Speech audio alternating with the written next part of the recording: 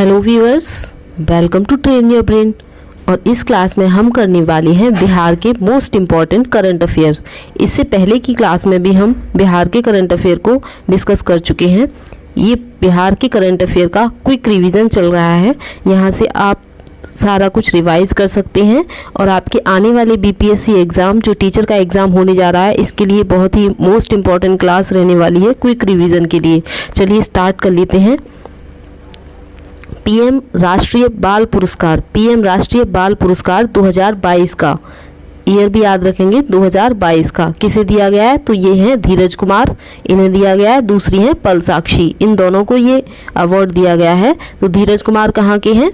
बेतिया के बिलोंग करते हैं और किसके लिए मिला है? वीरता के लिए मिला है। पल साक्षी छपरा से बिलोंग करती हैं और इन्हें ये पुरस्कार मिला है सामाजिक सेवा के लिए। नेक्स्ट हम देख लेते हैं राष्ट्रीय शिक्षक पुरस्कार 2022। राष्ट्रीय शिक्षक पुरस्कार 2022 मिला है सौरभ सुमन को और निशी कुमारी को। सौरभ सुमन त्रिवेणीगंज सुपौल से बिलोंग करते हैं और निशी कुमारी कहाँ की हैं? पटना की हैं ये। तो ये दो नाम मोस्ट इंपॉर्टेंट हो जाते हैं आपके लिए, सौरभ सुमन और निशी कुमारी। इनको कौन सा अवार्ड मिला है? राष्ट्रीय शिक्षक पुरस्कार 2022, और ये दोनों ही बिहार से बिलोंग करती हैं।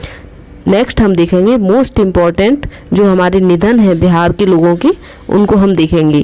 तो चलिए देख लेते हैं।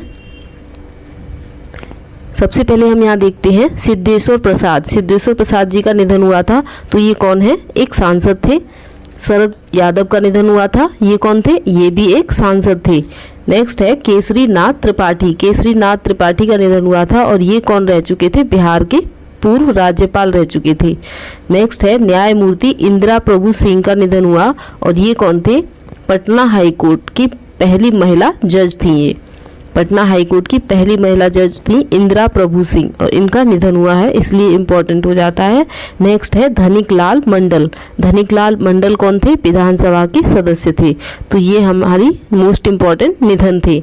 नेक्स्ट हम देख लेंगे रैंकिंग कि बिहार की किस किस क्षेत्र में कितनी रैंकिंग रही है, वो मोस्ट इम्पॉर्टेंट हो जाता है एग्जाम के लिए। हमने सारी रैंकिंग को एक ही जगह पे कवर किया है, तो इसको ध्यान से देखेंगे।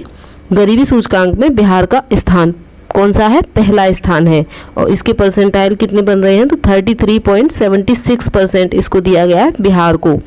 नेक्स्ट है India justice report. India justice report में बिहार का कौन सा स्थान है? तो 16वां स्थान है।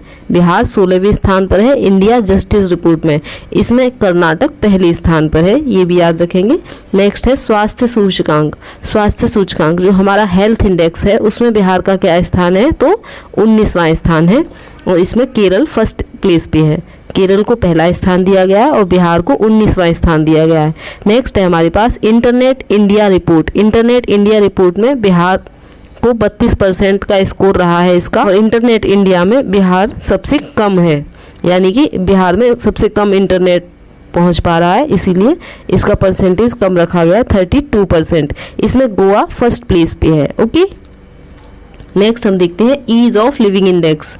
ईज ऑफ लिविंग इंडेक्स में पटना जो है बिहार का, उसे 33वां स्थान दिया गया है। मुजफ्फरपुर सबसे खराब स्थिति में है, सबसे लास्ट प्लेस पर किसे रखा गया है? मुजफ्फरपुर को, और पटना को 33वां स्थान दिया गया है। इसमें बंगलुरु फर्स्ट प्लेस पे है। ओके, पहला स्थान किसको दिया गया है? बंगलुरु को। नेक्स्ट हम देखते हैं 7th public affairs index. 7th public affairs index निकाला गया है, इसमें बिहार को 15वां स्थान दिया गया है। ओके, नेक्स्ट इसमें हरियाणा को पहला स्थान दिया गया है, ये भी याद रखेंगे।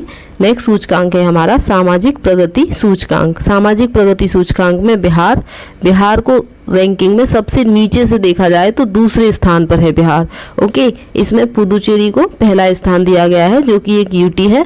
नेक्स्ट है हमारा NFSA राज्य रैंकिंग, मतलब स्टेट की रैंकिंग की गई है इसमें बिहार को कौन सा स्थान दिया गया है? तो 7वां स्थान दिया गया है, और उड़ीसा इसमें पहले स्थान पर है। उड़ीसा को पहला स्थान दिया गया है NFSA राज्य रैंकिंग। नेक्स्ट है हमारे पास निर्यात तत्परता सूचकांक। निर्यात तत्परता सूचकांक में बिहार को 22वां स्थान दिया गया है और इस सूचकांक में गुजरात पहले नंबर पे है। नेक्स्ट है हमारा नवाचार सूचकांक। नवाचार सूचकांक में बिहार को 15वां स्थान दिया गया है और कर्नाटक इसमें पहले स्थान पर है। नेक्स्ट हमारा सूचकांक है लॉजिस्टिक प्रदर्शन सूचकांक। लॉजिस्टिक प्रदर्शन सूचकांक, इसमें बिहार को 19वां स्थान मिला है। 19वें स्थान पर बिहार है लॉजिस्टिक प्रदर्शन सूचकांक में।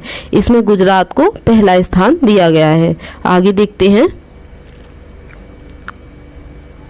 देखते हैं एसडीजी सूचकांक। ये मोस्ट इंपॉर्टेंट है। एसडीजी सूचकांक में बिहार को कौन सा स्थान दिया गया है? तो बिहार इसमें अंतिम स्थान पर है और इसमें केरल फर्स्ट प्लेस पर है। पहले स्थान पर कौन है? केरल है और बिहार को सबसे अंतिम पायदान पर रखा गया है एसडीजी सूचकांक में। बिहार के राज्यपाल, यहाँ पर उनका नाम हम देख लेते हैं। बिहार के राज्यपाल कौन है अभी? राजेंद्र विश्वनाथ आर्लेकर, इनका नाम याद रखेंगे। बिहार के राज्यपाल एग्जाम में पूछा जा सकता है, वही सारी चीज़ें यहाँ पर कवर की गई हैं, कोई भी एक्स्ट्रा फैक्ट नहीं है। तो बिहार के राज्यपाल कौन है? राजेंद्र विश्वनाथ आर्लेकर। नेक्स्ट आगे हम देखते हैं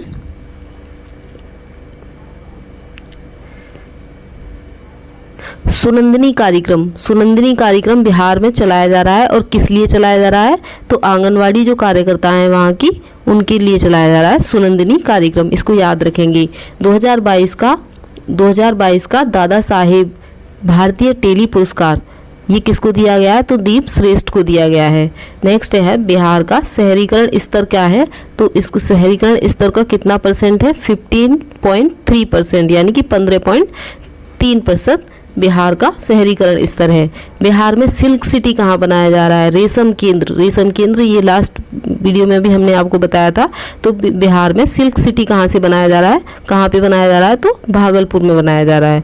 ओके, अब हम कुछ मोस्ट इम्पॉर्टेंट लक्ष्य देख लेंगे जो बिहार के लक्ष्य दिए गए हैं। कुछ मोस्ट इम्पॉर्टेंट अनुमान लगाया गया है कि इस डेट तक हम इन लक्ष्यों को प्राप्त कर लेंगे। तो चलिए देख लेते हैं कौन कौन सी लक्ष्य हैं वो। तो बिहार में 3 करोड़ पौधों का पौधारोपण किया जाएगा। ये इसका लक्ष्य कब तक रखा गया है? 2023 से 24 तक 3 करोड़ पौधे लगाए जाएंगे बिहार में। ओके, बिहार की जीडीपी में वृद्धि। बिहार की जीडीपी में वृद्धि कितनी है? जो स्टेट की जीडीपी होती है उसकी बात हो रही है। तो ये वृद्धि है 15.24%। कब तक करने का लक्ष्य है? 2023 से 2024 तक कितनी वृद्धि कर दी जाएगी? 15.24%। नेक्स्ट है हमारे पास बिहार के राजगीर। बिहार के राजगीर और बोधगया दोनों को 24 घंटे सौर बिजली से चलाया जाएगा। तो इसका लक्ष्य कब तक है? 2023 तक ऐसा किया जाएगा कि राजगीर और बोधगया में 24 घंटे सौर बिजली उपलब्ध रहेगी। नेक्स्ट है बिहार में बिजली 10% सौर ऊर्जा से प्राप्त करने का लक्ष्य है। बिजली का 10% किससे प्राप्त किया जाएगा? सौर ऊर्जा से। और ये लक्ष्य कब तक का रखा गया है? तो ये भी 2023 का है। ये लक्ष्य बहुत ही इंपॉर्टेंट है। इनमें से कोई ना कोई क्वेश्चन आपके एग्जाम में जरूर पूछा जाएगा। नेक्स्ट हम देखेंगे बिहार में राजस्व एवं भूमि सुधार विभाग द्वारा भू सर्वेक्षण। बिहार में राजस्व एवं भूमि सुधार द्वारा भू सर्वेक्षण किया जाएगा। तो इसका लक्ष्य कब तक रखा गया है? 2024 तक रखा गया है। बिहार में पटना मेट्रो के लिए लक्ष्य कब तक रखा है? तो सितंबर 2024 तक बिहार में पटना मेट्रो बन जाएगी। नेक्स्ट हम देखते हैं आगे है बिहार के 7000 गांव दुग्ध सहकारी बनाने का लक्ष्य रखा गया है। 7000 गाँव को दुग्ध सहकारी गांव बनाने का लक्ष्य रखा है। ये रखा है 2024 से 25 तक। बिहार का जो निर्यात है 20 गुना बढ़ाकर 10% करने का लक्ष्य रखा गया है 2025 तक। नेक्स्ट बिहार में उच्च शिक्षा के लिए 50% सकल नामांकन की बात की है। तो ये सकल नामांकन 50% तक लाया जाएगा। तो ये कब तक लाया जाएगा? 2035 तक। 2025 तक उच्च शिक्षा में 50% एनरोलमेंट सुनिश्चित किया जाएगा। नेक्स्ट है बिहार को शून्य कार्बन उत्सर्जन राज्य बनाने का लक्ष्य। ये रखा गया है 2040 तक रखा गया है। इसको याद रखेंगे, ये मोस्ट इंपॉर्टेंट है। बिहार को शून्य कार्बन उत्सर्जन राज्य बनाने का लक्ष्य कब तक रखा गया है? तो 2040 तक। नेक्स्ट आगे देखते हैं बिहार में सड़क दुर्घटना को 50% तक कम करने का लक्ष्य ये रखा गया है 2030 तक। यानी कि बिहार में जो सड़क दुर्घटनाएं हो रही हैं उसमें 50% तक कमी लाई जाएगी और ये लक्ष्य रखा गया है 2030 तक। बिहार में सौर ऊर्जा से 20% बिजली का लक्ष्य, यानी कि सौर ऊर्जा से अभी हमने 10% देखा था, अब ये है 20% का लक्ष्य। तो ये रखा गया है लक्ष्य 2030 तक। नेक्स्ट है बिहार में 7 निश्चय 2 कार्यक्रम के लिए लक्ष्य रखा गया है 2025। ओके, तो ये हमने मोस्ट इम्पॉर्टेंट जो लक्ष्य थे, एम थे बिहार के, वो हमने कंप्लीट कर लिए। अब हम कुछ इम्पॉर्टेंट नियुक्तियां देख लेते हैं। तो नियुक्तियों में हम देखते हैं उप मुख्यमंत्री। उप मुख्यमंत्री कौन है बिहार के? तो ये तेजस्वी यादव है। आगे हम देखते हैं मुख्य न्यायाधीश। मुख्य न्यायाधीश कौन है? न्यायाधीश के विनोद चंद्रन। नेक्स्ट है हमारे पास 17वीं विधानसभा के अध्यक्ष कौन है? तो अवध बिहारी हैं। और विधानसभा के उपाध्यक्ष कौन है? महेश्वर हजारी हैं। विधान परिषद के सभापति कौन है? 12वें सभापति हैं ये, और इनका नाम है देवेश चंद्र ठाकुर। विधान परिषद के उप सभापति कौन है? तो इनका नाम है रामचंद्र। ओके। नेता प्रतिपक्ष के नेता कौन है? सम्राट चौधरी। नेक्स्ट है हमारा मुख्य सचिव। मुख्य सचिव कौन है? अमीर सुबहानी है। अमीर सुबहानी कौन है? मुख्य सचिव हैं। और हम देखते हैं आगे कुछ और नियुक्तियां हैं हमारे पास। तो आगे हम देखते हैं सीएम के प्रधान सचिव कौन है? डॉक्टर एस सिद्धार्थ हैं। डीजीपी कौन है? तो राजेंद्र सिंह भट्टी जी हैं। और राज्य मुख्य निर्वाचन आयुक्त कौन है? तो HR श्रीनिवास हैं। मुख्य निर्वाचन आयुक्त जो राज्य के हैं वो कौन है? HR श्रीनिवास। आगे हम देखते हैं लोकायुक्त। लोकायुक्त कौन है? न्यायाधीश श्याम किशोर। आगे देखते हैं महालेखाकार। महालेखाकार कौन है? विशाल प्रसाद। विशाल प्रसाद कौन है? महालेखाकार हैं।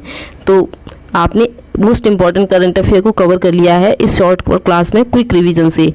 Thanks for watching train your brain.